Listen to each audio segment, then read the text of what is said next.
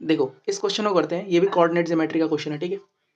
देखो आपको पता है कि अगर आपके पास एक पॉइंट ए है जिसके कोऑर्डिनेट्स हैं x1 y1, और अगर आपके पास एक पॉइंट बी है जिसके कोऑर्डिनेट्स हैं x2 y2, अब इस ए पॉइंट और बी पॉइंट को ज्वाइन करने वाली लाइन को अगर कोई थर्ड पॉइंट सी जो है जिसके कोऑर्डिनेट्स हैं x, y, अगर वो m रेशो n में कट करता है, m रेशो n के अंदर उस लाइन को कट करता है, तो इस पॉइंट सी के कोऑर्डिनेट्स आप कैसे निकालते थे बताओ।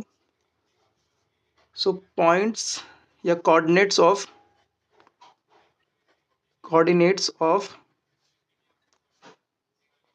पॉइंट सी कैसे निकालते थे बताओ। x, y की वैल्यू कैसे आती थी बताओ। m x2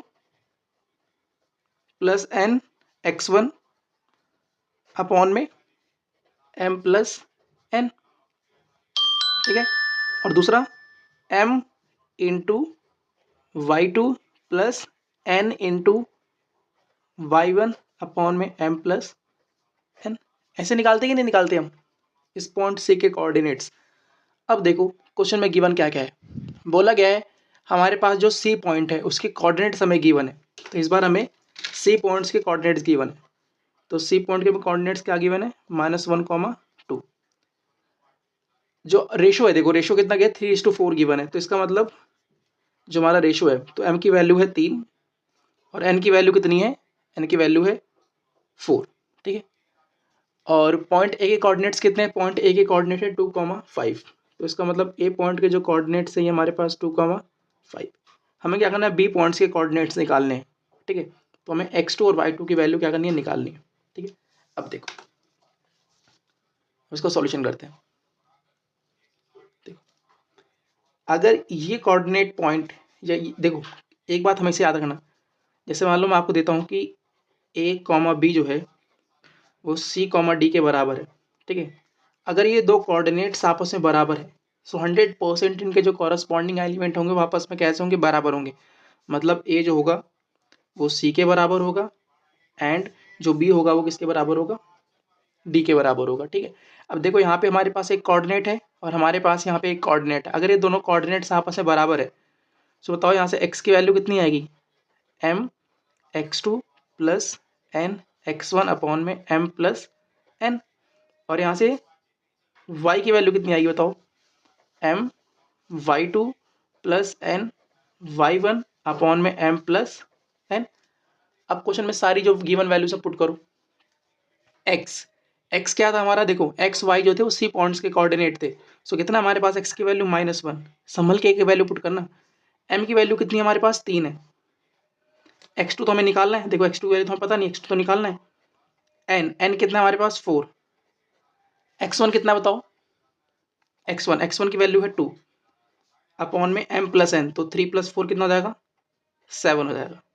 y की वैल्यू कितनी है, देखो 2, अगेन m की वैल्यू कितनी है 3, y2 तो हमें निकालना है, प्लस n की वैल्यू कितनी है 4, देखो n की वैल्यू कितनी है 4, y1 की वैल्यू कितनी है 5 और अपॉन में m प्लस n, देखो ये m प्लस n, तो 3 और 4 कितना हो जाएगा, 7 हो जाएगा।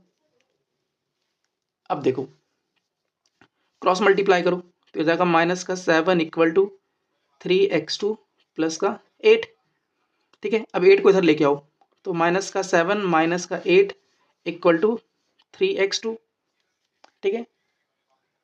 तो यहाँ से x2 की देखो 8 और 7 कितना आ जाएगा, -15 = 3x2, तो यहाँ से x2 की वैल्यू कितनी आ जाएगी, अगर -15 को अगर आप 3 से डिवाइड करोगे तो कितना आएगा, -5।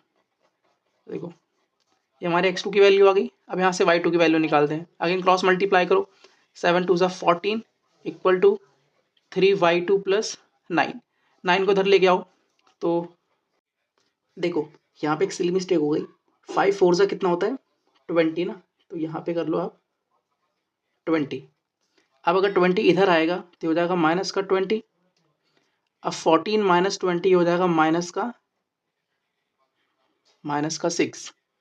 और अगर -6 को 3 डिवाइड करोगे तो कितना आएगा बताओ। सो जो y2 की वैल्यू आएगी वो आएगी -2। तो x2 की वैल्यू है -5 और y2 की वैल्यू है -2। तो इसीलिए पॉइंट बी के जो कोऑर्डिनेट्स हो जाएंगे, तो पॉइंट बी के जो कोऑर्डिनेट्स हो जाएंगे ये हो जाएंगे -5, -2। ठीक है। सो ये आपको याद रखना था सिली मिस्टेक्स। तो इसलिए सिली मिस्टेक्स में हो सकती है तो एग्जाम में आराम से करना है क्वेश्चंस।